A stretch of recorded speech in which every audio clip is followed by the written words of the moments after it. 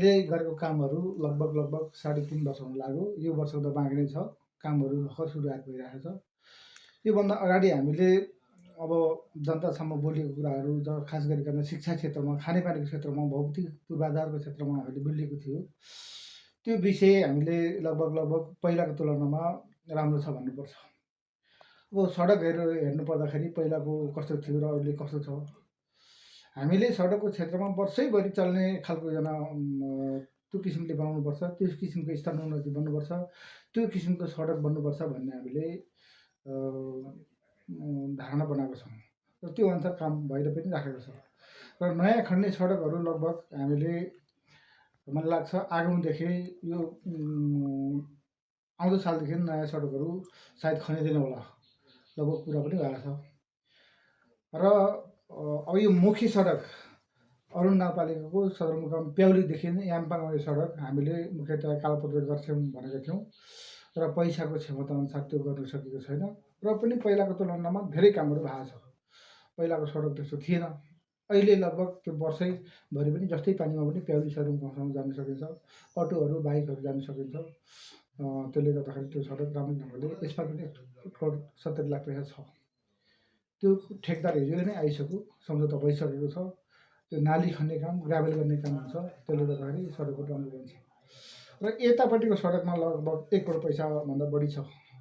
त्यो पनि काम अब ठेकदारहरू आइसकेको छ, अब काममा प्रवेश गरिसकेको छ र कामहरू हुँदैछ भन्दा पनि हुन्छ।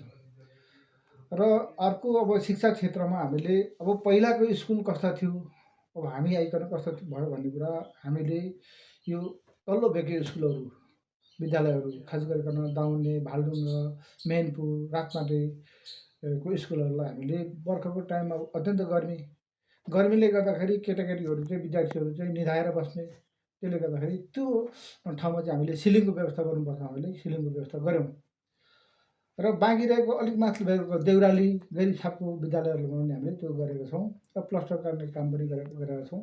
त्यसले गर्दाखेरि यो काम भएको छ। खास गरिकन यो कटक्का माध्यमिक विद्यालय वडा नम्बर 1 को माध्यमिक विद्यालय, त्यसमा हामीले यसपालि UWS भन्ने विदेशी संस्था र हामी स्थानीय सरकारको साझेदारीमा हामीले एउटा ठुलो राम्रो भवन बनाएको छौँ र त्यो भवनमा पठन पाठन पनि सुरु भइसकेको छ। र त्यसो भएको हुनाले शिक्षा क्षेत्रमा हामीले धेरै लगानी गरेका छौँ।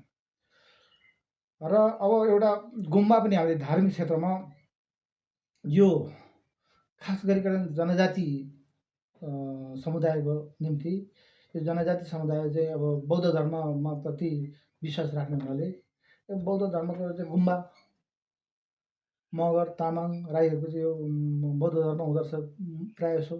त्यसले गर्दाखेरि गुम्बाको व्यवस्था हामीले प्रदेश सरकारबाट पहिला 10 लाख, वडाबाट 5 लाख र अहिले गए साल पनि हामीले 2 लाख पैसाको त्यहाँ केही काम गर्नुपर्ने छ।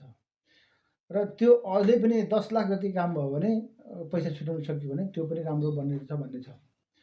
अब धार्मिक क्षेत्रमा हामीले तल फेरि मेहेनपुरको त्यो नाक्छुन धारामा हामीले त्यो कहिलेकाहीँ तपाईँहरूको माझ पनि त्यो फेसबुकतिर देख्नुहुन्छ, सामाजिक सञ्जालमा स्थानीय सरकार के गरेको छ भनेर, त्यहाँ हामीले लगभग 5 लाखभन्दा बढी खर्च गरेर एउटा टहरा बनाएको छौँ। त्यो खानेपानीको पनि त्यहाँ केही व्यवस्था गर्नुपर्छ भन्ने छ, त्यहाँ लागिराखेको छौँ। र सडकको चाहिँ पूर्वाधारको क्षेत्रमा सडक चाहिँ नयाँ खन्ने सडक चाहिँ अहिले यही वर्ष अब लगभग 7 लाख पैसा, 7.5 लाख पैसा खर्च गरेर यो भालेढुङ्गाको तल्लो तालबाट खर्किलटार जाने बाटो, खर्किलटार मात्रै होइन, त्यो पुल जोलुङ्गे पुल चाहिँ जुन 7 टारे खर्किलटार छ, त्यो पुल नयाँ बन्दैछ।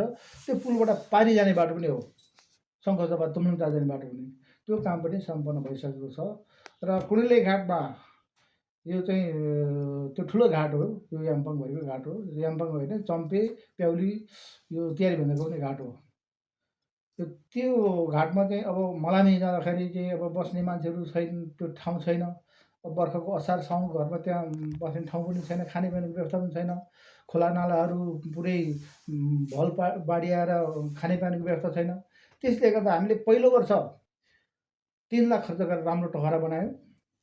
लगभग 50-60 जना मान्छे अट्छ, अलिक कालुकुल गर्थ्यौँ, बढ्यो भने 150 मान्छे पनि अट्छ। दौडो ढङ्गले त्यो बनायौँ र अर्को वर्ष फेरि हामीले खानेपानीको व्यवस्था गरेको हुनाले त्यहाँ मलामीलाई राम्रो व्यवस्था गरेका छौँ। त्यो चाहिँ अब सबैले अहिले हेर्दाखेरि पनि परको छिमेकी वडाको साथीहरूले हेर्दा भने यो चाहिँ उधारिने काम पनि भनेर भन्छ, त्यो राम्रो गर्ने भन्ने लाग्छ। र आउँदो वर्ष यहाँले भन्छ अब लगभग 15 महिना जति पनि छैन, 16-17 महिना होला। 16-17 महिनामा पनि हामीले चाहिँ अब जनताले देख्ने, जनताले अनुभव गर्ने खालको काम गर्ने भन्ने सोचाइ छ। अब हेरौँ त्यो काम अब राम्रोसँगले साथीभाइको सरसहयोग अनुसार सबैको जनताको साथ पाइयो भने त्यो गर्ने विचार छ। र अब कृषि क्षेत्रमा हामीले अब सिँचाइको योजना, सानो सिँचाइ भन्छ, सानो सिँचाइको योजनाहरू 2-4 काम गरेका छौँ। अहिले पनि बिहानको बैठक पनि एउटा सञ्चालन भएको थियो। त्यो सानो सिँचाइको योजना ठुलो समिति बैठक छ, त्यो कुनै पनि हालतमा 40 लाख योजना छ। त्यो काम गर्ने तर्खरमा हामी छौँ। लगभग 2-4 महिनामा काम पनि सकिन्छ। अन्य क्षेत्र लगभग हामीले देखेको ठिकै छ। त्यस्तो जनताले निराशा बन्नुपर्ने, परबाट हेर्दा पनि निराशा बन्नुपर्ने त्यस्तो खालको छैन।